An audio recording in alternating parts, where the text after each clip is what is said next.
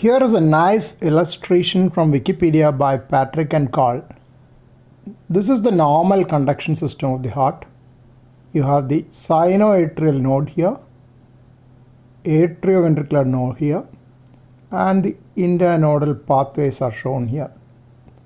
And bundle of is dividing into the left bundle branch, which also subdivides further into two vesicles, and right bundle. The activation is shown as a purple staining, occurs on both sides together in a normal conduction system of the heart.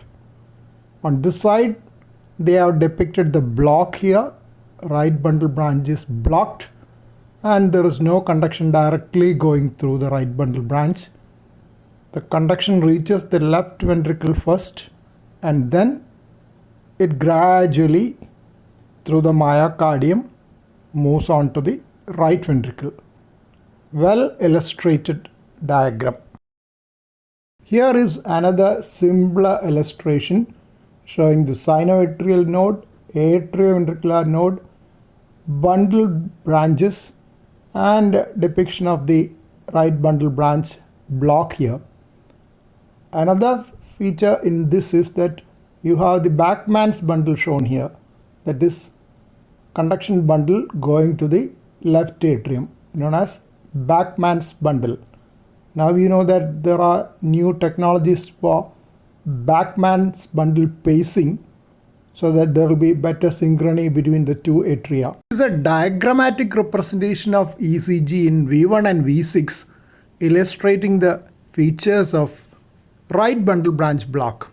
There is an initial small R wave, then there is an S wave, and this is the hallmark, terminal slurred R prime.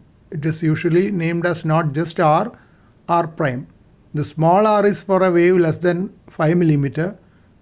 S is if the wave is 5 mm or more. Here it is shown as lesser. And R, capital R again for a taller wave.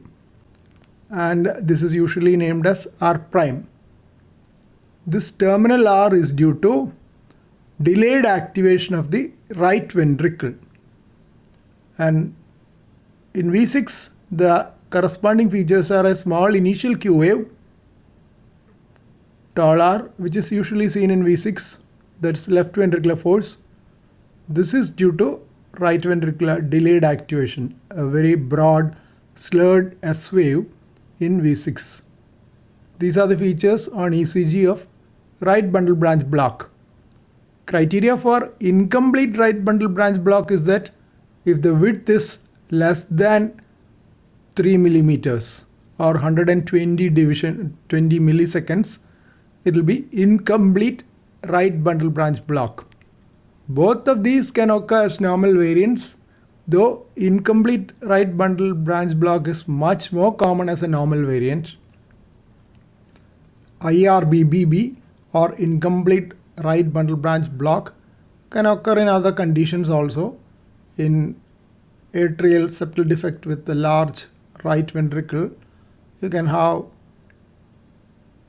IRBB pattern. It is a right ventricular volume overload pattern thought to be due to hypertrophy of the crista supraventricularis of the right ventricle outflow region. And there are many other conditions which can cause complete and incomplete right bundle branch block. It need not always signify associated structural heart disease. Right bundle branch block and incomplete right bundle branch block need not be associated with structural heart disease.